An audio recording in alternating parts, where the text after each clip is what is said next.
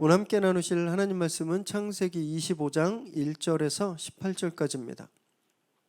저와 여러분이 한 절씩 교대로 읽으시겠습니다. 아브라함이 후처를 맞이하였으니 그의 이름은 그두라라. 그가 시므란과 욕산과 무단과 미디안과 이스박과 수아를 낳고 욕산은 스바와 드단을 낳았으며 드단의 자손은 아수르 족속과 루두시 족속과 루미 족속이며 미디안의 아들은 에바와 에벨과 한옥과 아비다와 엘다아인이 다 그두라의 자손이었더라. 아브라함이 이삭에게 자기의 모든 소유를 주었고 자기 서자들에게도 재산을 주어 자기 생전에 그들로 하여금 자기 아들 이삭을 떠나 동방 곧 동쪽 땅으로 가게 하였더라. 아브라함의 향년이 175세라. 그의 나이가 높고 늙어서 기운이 다하여 죽어 자기 열조에게로 돌아가매 그의 아들들인 이삭과 이스마엘이 그를 마므레 앞 헷족 속 소할의 아들 에브론의 밭에 있는 막벨라 굴에 장사하였으니 이것은 아브라함이 헷족 속에게 산 밭이라. 아브라함과 그의 아내 사라가 거기 장사되니라. 아브라함이 죽은 후에 하나님이 그의 아들 이삭에게 복을 주셨고 이삭은 브엘라 헤로이 근처에 거주하였더라. 사라의 여종 애굽인 하갈이 아브라함에게 낳은 아들 이스마엘의 족보는 이러하고 이스마엘의 아들들의 이름은 그 이름과 그 세대대로 이와 같으니라. 이스마엘의 장자는 느바요시요 그 다음은 게달과 압브엘과 밉삼과 미스마와 두마와 마사와 하닥과 데마의 여둘과 나비스와 게드마니 이들은 이스라엘의 아들들이요 그 촌과 부락대로 된 이름이며 그 족속대로는 12 지도자들이었더라.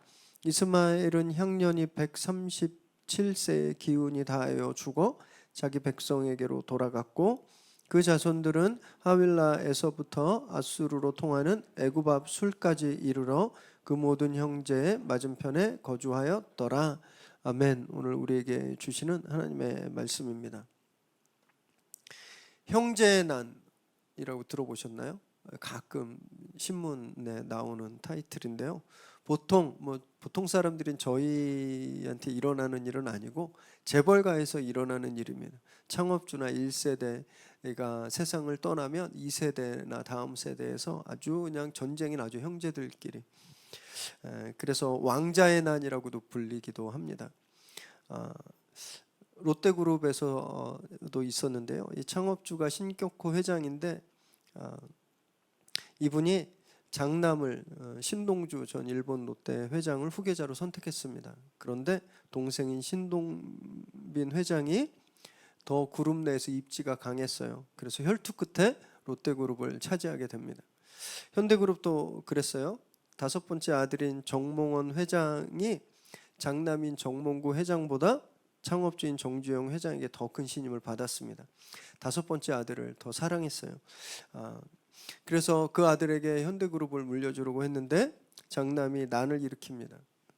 그래서 경질당하고 거의 쫓겨나다시피 했는데 오히려 이 일이 전화위복이 되어서 오히려 정몽구 회장이 현대기아 자동차 그룹을 세계적인 기업으로 키우게 됐죠. 엊그제도 10년간의 왕자의 난이 일단 임시 종결된 그룹이 있었는데 바로 효성그룹입니다. 10년간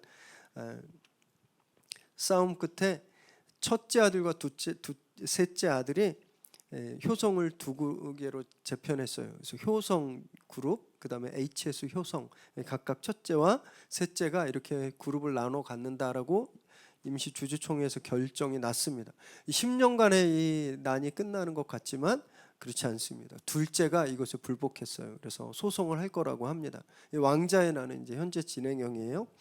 이렇게 예를 든 회사 외에도요, 삼성, 금호, 두산, 한진, 한화 다 이런 일이 있었습니다. 다. 어떤 그룹은 청부 살해 시도까지 있었어요. 진짜 불량배들이 가서 몽둥이로 테러하고 린치하고. 재벌 많이 부러우시죠? 와, 돈이 저렇게 많으면 얼마나 좋을까.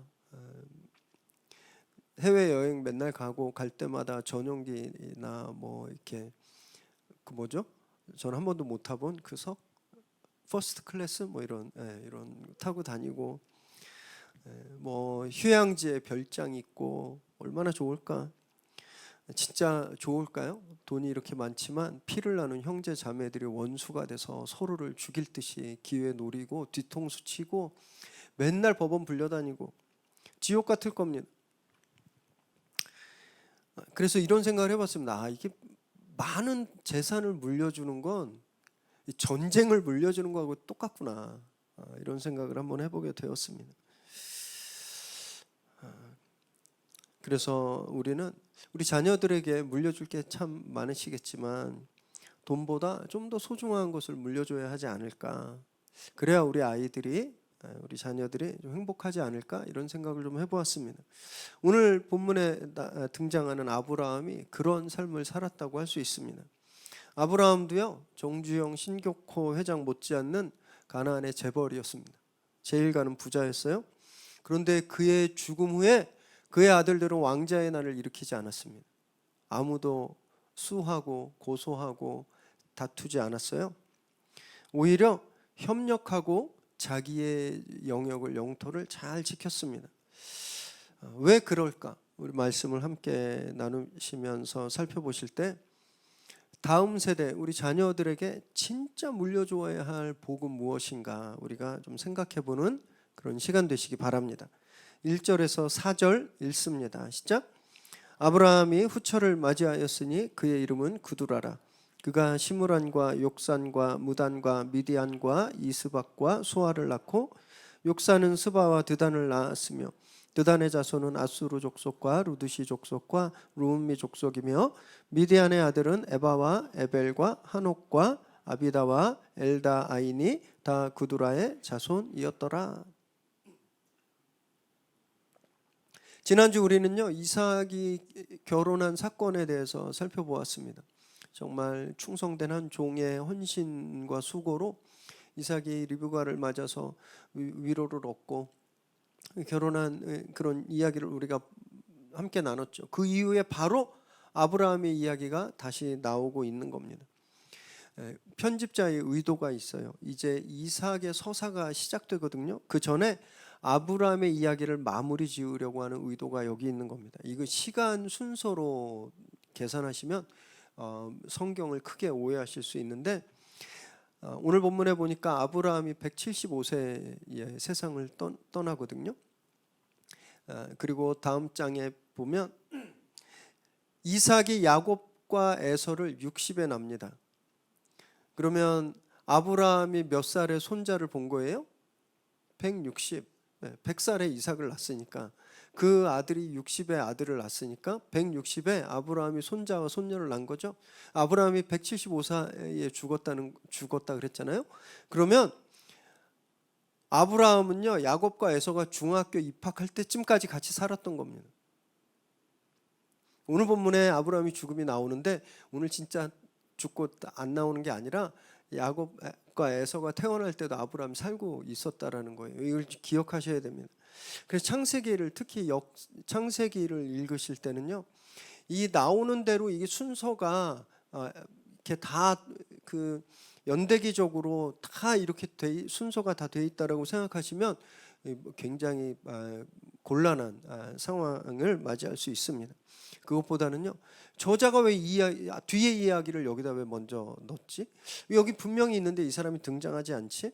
그 편집자의 의도를 잘 파악하는 것이 창세기를 묵상할 때 굉장히 좋습니다. 여기 보면 아브라함이 구두라를 후처로 맞이해서 아들들을 낳았다라고 나옵니다. 언제 결혼했을까요, 아브라함이?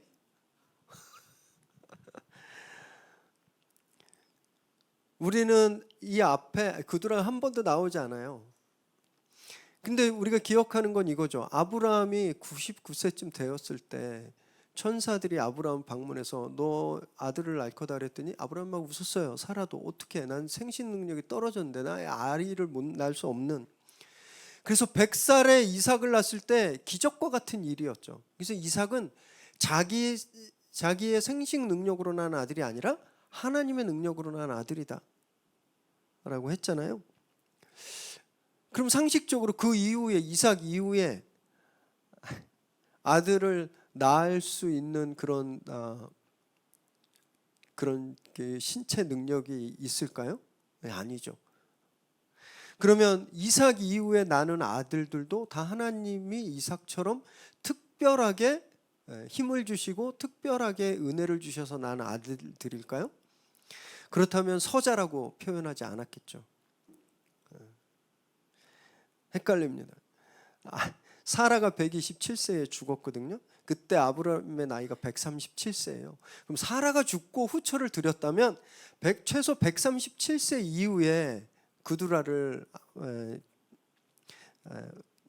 와이프로 맞이한 거예요. 그리고 그때부터 연년생으로 쭉 낳았다 하더라도 143세까지 아들을 낳은 거예요. 100살에 낳은 아들도 기적이라고 했는데 143세까지 아들을 낳는 건 초기적인 거죠. 그럼 이삭보다 훨씬 더 하나님의 은혜가 충만한 아들들이어야 되는데 성경은 이 아들들을 서자라고 말합니다. 이삭보다 특별하지 않다라는 거예요.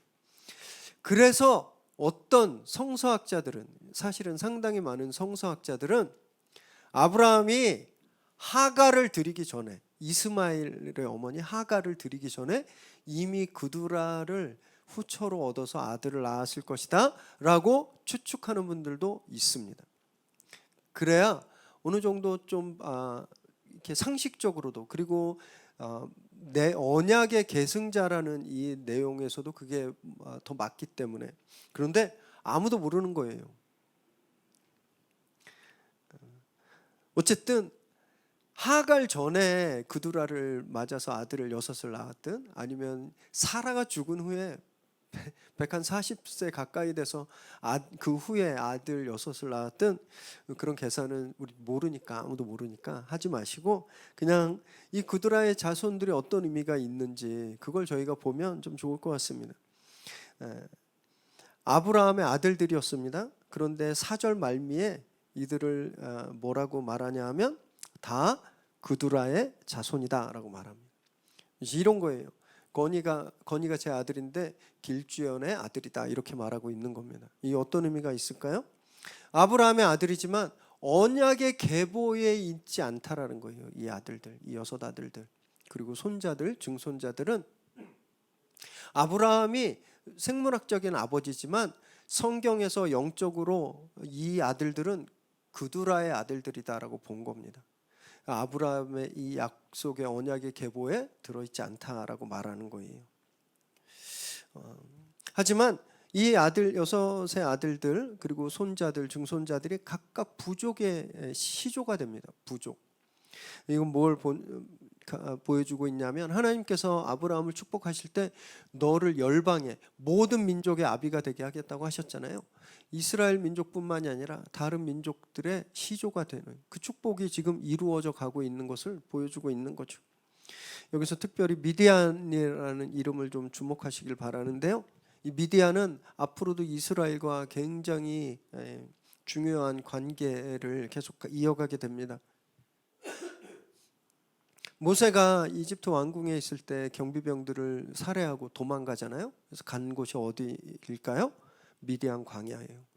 미디안 사람들이 살고 있는 곳에 가서 그곳에 제사장인 이드로의 딸과 결혼합니다.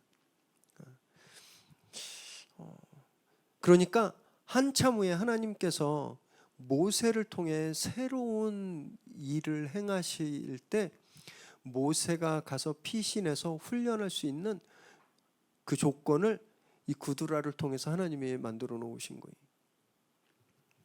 하나님이 하시는 일은요, 이렇게 늘 놀랍습니다. 100살이 한참 넘어도 아이를 이렇게 쑥쑥 낳게 하실 수 있기도 하시고요.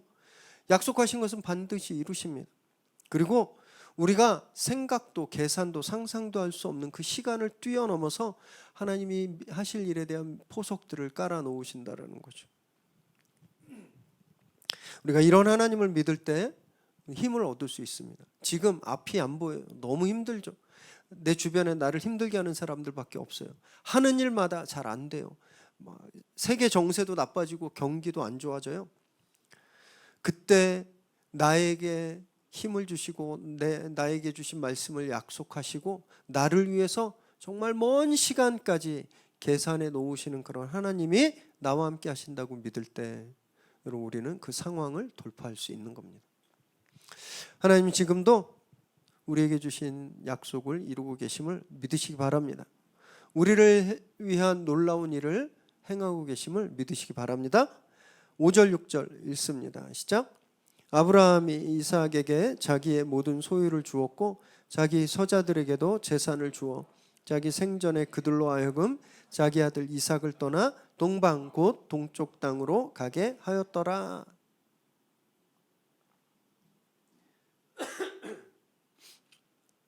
아브라함이 자기가 죽기 전에 후계 구도를 자기가 마무리 집니다. 그래서 이삭에게 자기 모든 소유를 주었어요.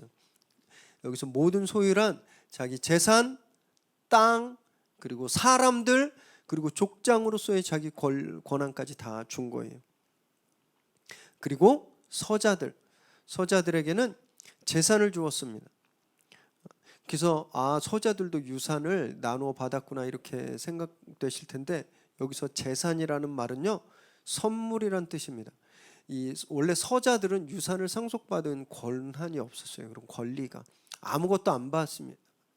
안 받아도 할 말이 없습니다. 그 생각해 보시면 이스마엘이 쫓겨날 때 아무것도 없이 쫓겨났어요. 그런 서자들은 그런 권리가 없어요. 그런데 아브라함이 그들에게 선물로 재물을 준 겁니다. 선물로 재산을 줬어요. 왜? 그들이 이삭을 떠나서 동쪽 땅에 가서 정착할 수 있도록 정착 자금을 준 거예요. 왜 정착 자금을 줬을까요? 생각해 보세요. 아브라함이 죽은 후에 이삭이 이 서자들 6과 함께 살았다면 어땠을까요? 1대 6의 싸움, 왕자의 난, 이삭이 틀림없이 엄청나게 고생했을 겁니다. 시달렸을 거예요. 그래서 일어날 수 있는 일을 미연에 방지하기 위해서 그들에게 일정의 정착금을 주고 이삭을 떠나서 동쪽에서 살도록 그렇게 해준 거죠. 왕자의 난을 미리 방지한 겁니다. 참 지혜롭죠. 지금은 안 일어났는데 앞으로 일어날 수 있는 일을 예상하고 그것을 미리 준비하는 건 진짜 지혜롭습니다. 그냥 놔두면 어떻게 되겠지. 애들 지금 잘 어울려 노니까 그냥 나중에도 그냥 괜찮겠지. 그냥 놔둬도 별일 없겠지. 이렇게 안일한 태도로 그 상황들을 그냥 계속 놔두면요 나중에 틀림없이 손 쓸 수 없는 그런 일을 맞이하게 되는 거죠. 혹시 지금 이거 해야 되는데 라고 생각하지만 손 안 대고 미루고 있는 것들이 있다면 오늘 성령님께 지혜를 구하십시오. 하나님의 일이 지금 급한 건 아니지만 나중에 분명히 중요한 일이 될 텐데 이 일을 내가 지금 잘 준비할 수 있도록 지혜를 주십시오. 이렇게 기도하시고 성령께서 주시는 지혜로 삶을 지혜롭게 관리하는 저와 여러분 되시기 바랍니다. 9절 10절 읽습니다. 시작. 그의 아들들인 이삭과 이스마엘이 그를 마므레 앞 헷 족속 소알의 아들 에브론의 밭에 있는 막벨라 굴에 장사하였으니 이것은 아브라함이 헷 족속에게서 산 밭이라. 아브라함과 그의 아내 사라가 거기 장사되니라.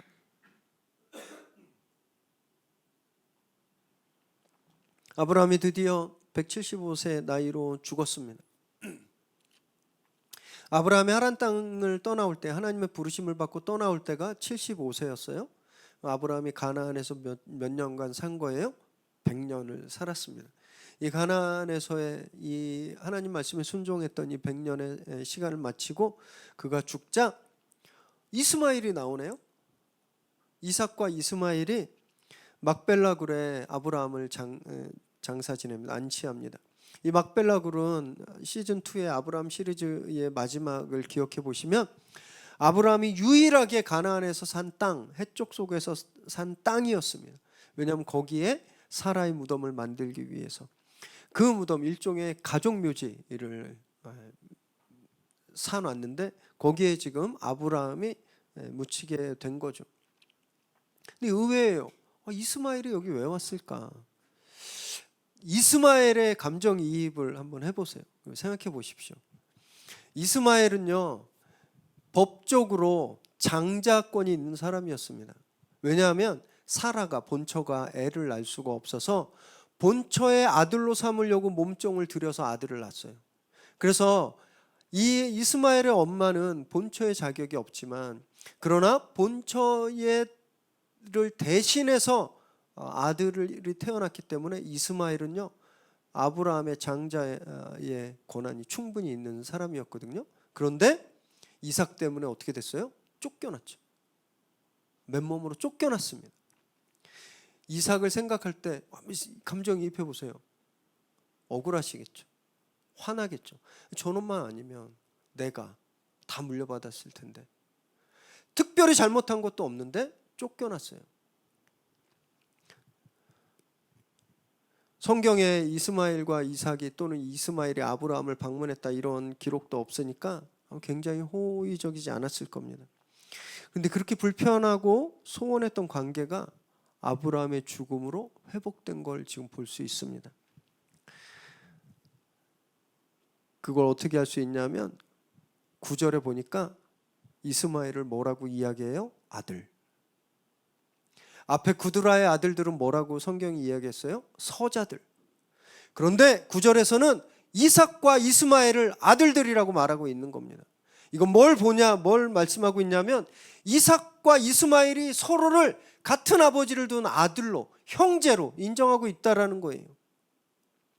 이들이 전에는 소원했고 반목했고 불편했는데 아브라함의 죽음으로 이들이 화해하고 서로를 아들로 대하고 함께 아버지를 장례했다라는 겁니다. 아브라함은요, 죽음 후에도 이런 복을 누렸습니다. 앞에서 잠깐 말씀드렸던 재벌들, 꼭 그렇게 재벌들 아니더라도요, 생각보다 많은 집들이 부모님이 돌아가시고 서로 싸우고 소원해지고 안 보는 집들 너무너무 많습니다. 재산이 조금만 있으면 더 그래요. 100%입니다. 그런데 이 가나안 제1의 부자였던 아브라함의 아들들은요, 형제의 난이 아니라 형제의 화합을 이루고 있는 거죠. 그 이유가 무엇일까요? 아브라함이 이 아들들에게 보여준 평생의 그 신앙의 모습 때문이었습니다. 이스마엘도 아버지 집을 떠나기 전에 아브라함의 천막 안에 있을 때 자기 아버지 아브라함이 하나님 앞에 어떤 모습으로 살았는지 봤습니다. 거기서 끝나지 않았어요. 본인이 엄마와 광야를 유람할 때 그때 아버지가 순종했던, 아버지가 예배했던 그 하나님을 자기도 경험했습니다. 창세기 21장 17절에서 20절 함께 읽습니다. 시작. 하나님이 그 어린아이의 소리를 들으셨으므로 하나님의 사자가 하늘로부터 하갈을 불러 이르시되 하갈아 무슨 일이냐 두려워하지 말라. 하나님이 저기 있는 아이의 소리를 들으셨나니 일어나 아이를 일으켜 내 손으로 붙들라. 그가 큰 민족을 이루게 하리라 하시니라. 하나님이 하갈의 눈을 밝히셨으므로 샘물을 보고 가서 가죽 부대에 물을 채워다가 그 아이에게 마시게 하였더라. 하나님이 그 아이와 함께 계심에 그가 장성하여 광야에서 거주하며 활 쏘는 자가 되었더라. 아브라함 집에서 쫓겨나서 광야를 유람하다가 음식도 떨어지고 물도 없어서 죽기 직전에 하갈이 자기 아들을 멀리 떨어뜨려 놓고 하나님께 울부짖었습니다. 하나님, 내가 저 아들이 죽는 걸 도저히 못 보겠습니다. 그때 하나님이 나타나셨어요. 왜 울고 있느냐?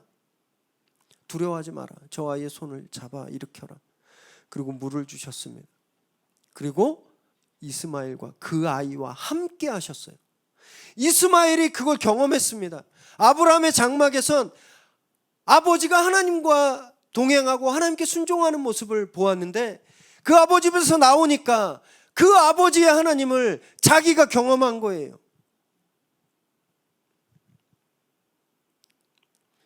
아브라함에게 돈을 물려받진 않았지만 신앙을 물려받은 거죠.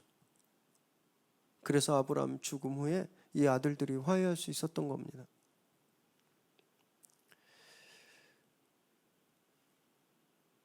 진짜 중요한 건요, 신앙을 물려주는 거예요. 지난 12일에 우리나라에 큰 별 하나가 졌거든요. 전 미래산업 회장이셨고 카이스트 이사장이었던 정문술 회장이라는 분이 소천하셨습니다. 잘 못 들어보셨죠? 재벌들이 가지고 있는 재산 다 자녀들에게 남겼던 것과는 달리 이 고 정문술 회장님은요, 20년 전에 한 300억, 10년 전에 한 215억, 도합 총재산 515억을 사회에 다 환원했습니다. 이분 소신이 부를 대물림하지 않겠다. 이분의 소신이었어요. 이분이 전 재산을 기부하기 전에 아들들을 불렀습니다. 이분의 슬아 자녀가 아들 둘에 딸 셋이었는데 아들들을 불러서 이렇게 물었대요. 내가 전 재산을 다 기부하고 싶은데 괜찮겠니? 그랬더니 이 아들들이 뭐라고 말했냐면요, 아버지 괜찮습니다. 저희는 정신적인 유산을 물려받았기 때문에 괜찮습니다. 기부하십시오. 이 이야기를 듣고요, 혹시 했습니다. 이건 보통 사람은 이렇게 할 수 없는데 혹시 이분이 신앙이 있나 찾아봤더니 기독교인이셨어요. 이분 인생이 가장 어려웠을 때, 그래서 일가족이 다 차 타고 나가서 죽자라고 생각했던 그 순간에 이분이 성경을 통해서 욥의 이야기를 읽었습니다. 욥의 이야기를 읽고 이분이 믿음을 갖게 되셨어요. 그리고 신앙생활하다가 아브라함이 모리아산에서 이삭을 바치는 이야기를 읽고 이분이 결심했대요. 내 아이들은 돈에 맡기는 게 아니라 하나님께 맡겨야 되겠다. 그리고 전 재산을 다 사회에 환원하고 부를 대물림하지 않기로 결정했다고 합니다. 이분의 이남 삼녀 이 5남매가 지금 뭐하고 계시는지는 정보가 없어서 잘 모르겠어요. 한번 상상해 볼까요? 이 자녀들이 어떤 가정을 어떤 가족, 어떤 분위기에서 살고 있을까요? 막 서로 싸우고 재판하고 막 죽일 듯이 그렇게 살고 있을까요? 전 그러지 않다고 생각합니다. 이 정문술 회장님이 남긴 이 거룩한 유산은요, 이 자녀들에게 더 큰 복이 되었을 거라고 저는 생각해요. 비록 다른 재벌들처럼 몇백억씩 상속 못 받아서 조금 불편할 수는 있을지라도, 조금 작은 집에 살고 있을지라도 이 형제들은요 지금 누구보다 행복하게 살고 있을 거다라고 저는 확신합니다. 여러분, 우리는요 우리 아이들에게 아까울 게 없습니다. 다 주잖아요. 우리 시간, 우리 힘, 뭐 내 재물, 뭐 건이가 지난주에 라식했는데 바로 제 선글라스 딱 뺏어가지고 안 아까워요. 그게 더 좋은 거 주고 싶고. 네. 제가 가지고 있는 선글라스 중에 렌즈가 제일 좋은 거 줬습니다. 산이 케냐 갈 때 제가 아끼던 거 다 주고 싶었어요. 자식들한테 다 그렇잖아요. 그래서 우리 열심히 일하지 않나요? 우리 아이에게 조금 더 많은 재산을 주고 조금 더 큰 집 주고 조금 더 편안한 삶을 물려주려고. 이게 나쁜 게 아니에요. 우리가 진짜 중요한 거 하나만 기억하면 되는 겁니다. 우리가 우리 자녀들에게 물려줄 것 중에 최고의 것은 신앙이다라는 거죠. 그게 없으면 다 독이 되는 겁니다. 거룩한 유산을 남기는 저와 여러분 되시기 바랍니다. 그래서 우리 가문이 아브라함과 같은 믿음의 가문으로 세워지게 되기를 주님의 이름으로 축원합니다. 11절 읽습니다. 시작. 아브라함이 죽은 후에 하나님이 그의 아들 이삭에게 복을 주셨고 이삭은 브엘라 헤로이 근처에 거주하였더라. 아브라함이 이삭에게 모든 재산을 물려주었잖아요. 그래서 족장의 지위를 승계했듯이 하나님께서 축복을 이삭에게 물려주셨습니다. 아브라함에게 약속하시고 아브라함에게 주셨던 축복을 이제 이삭에게 주시는 거예요. 그래서 하나님도 공식적으로 이삭을 2세대 언약의 계승자로 인정하신 거죠. 그래서 앞으로 보시겠지만 이삭은요 엄청난 인생을 살아가게 됩니다. 전 성경을 읽을 때마다 참 이해 안 되는 게 하나가 있었는데, 하나님이 당신을 나타내실 때마다 나는 아브라함의 하나님, 이삭의 하나님, 야곱의 하나님, 꼭 이렇게 말씀하십니다. 아브라함의 하나님, 야곱의 하나님은 이해가 좀 돼요. 아브라함은 시조잖아요. 그리고 엄청난 위대한 일을 했잖아요. 야곱의 하나님도 납득이 됩니다. 왜냐하면 야곱은 12지파의 아버지이기 때문에. 근데 왜 이삭의 하나님일까요? 이삭은요, 창세기에 이삭의 이야기는 26장 딱 한 장밖에 안 나와요. 그가 무슨 나라를 구했거나 전쟁을 했거나 어마어마한 자녀를 낳았거나 이런 거 하나도 없습니다. 너무 평범해 보여요. 너무 특징이 없어요. 그런데 왜 하나님이 꼭 나는 아브라함의 하나님, 이삭의 하나님, 야곱의 하나님이라 그러셨을까? 우리가 그것을 26장에서 보게 됩니다. 이삭의 인생은요, 다른 두 족장에 비해서 정말 모자르지 않은 그런 엄청난 인생을 살게 돼요. 재벌이 1세대, 2세대, 3세대 내려갈수록 진짜 엉망진창인 경우가 허다하죠. 그래서 막 요 근래 뭐 마약 사건들 나오면 다 재벌 3세들 껴 있습니다. 재물이 대를 타워서 물려질수록 상해버리니까 그거 먹으면 다 독되는 거예요. 그런데 영적 재산은 좀 반대입니다. 영적 재산은요, 물려갈수록 더 풍성해져요. 이삭뿐만이 아니에요. 이스마엘도 그랬습니다. 12절에서 16절 읽습니다. 시작. 사라의 여종 애굽인 하갈이 아브라함에게 낳은 아들 이스마엘의 족보는 이러하고 이스마엘의 아들들의 이름은 그 이름과 그 세대대로 이와 같으니라.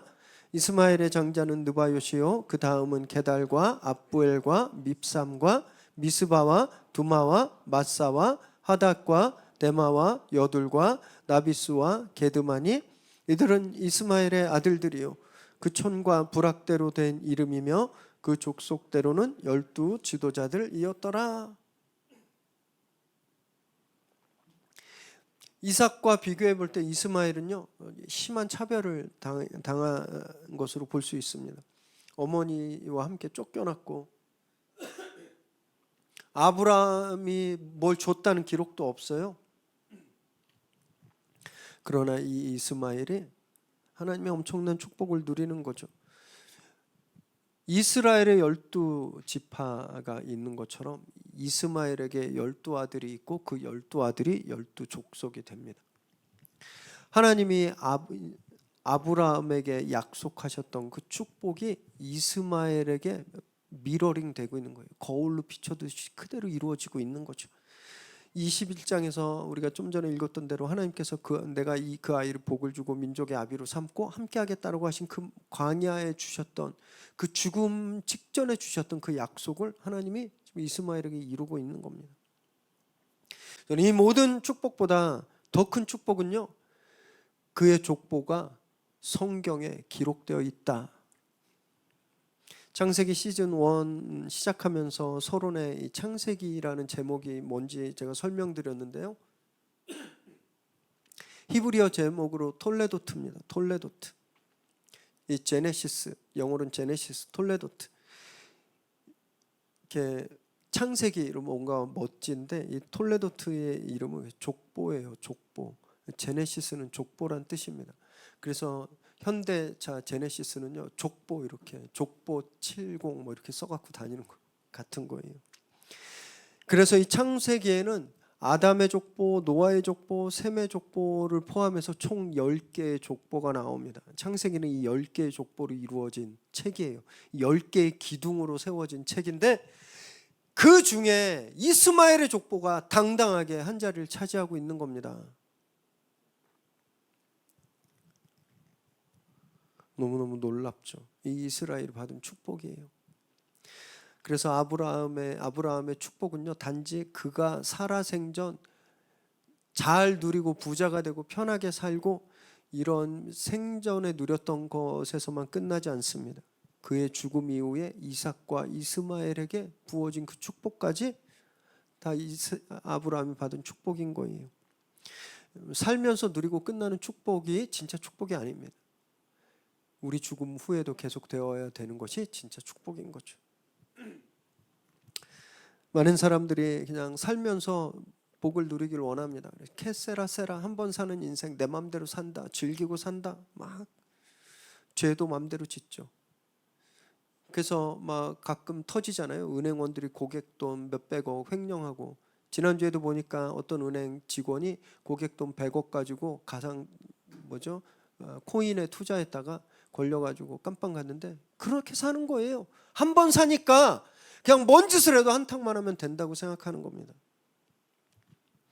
그렇지 않습니다. 여러분, 우리 삶은요, 태어나고 살아가고 죽습니다. 이 세 개가 다 우리 삶을 뜻해요. 마지막이 진짜 아름다워야 진짜 아름다운 삶을 살아가는 겁니다. 그 사람의 끝을 보면 그 사람의 인생 전체가 보여요. 어떤 사람이 죽었는데 아유 잘 죽었다. 더 빨리 죽었어야 되는데 죽고 났더니 집안 풍비박산 되는 거 보면서 내 그럴 줄 알았다. 이런 평을 받는 사람의 인생은 어땠을까요? 세상을 떠났는데 조금 더 사셨어야 되는데 저분 너무 훌륭했는데 내가 저분에게 은혜를 다 갚지 못했는데 저 자녀들 내가 저렇게 잘 될 줄 알았어. 여러분, 이런 인생이 진짜 복받은 인생 아닌가요? 아브라함의 인생이 바로 그랬습니다. 저와 여러분의 마지막도요, 아브라함처럼 되길 바랍니다. 우리가 누리고 우리가 받은 축복이 그냥 우리 숨 끊어지면서 끝나는 것이 아니라 그것이 우리 자녀들에게 더 풍성하게 흘러가게 되길 바랍니다. 그래서 믿음을, 신앙을 물려주는 것.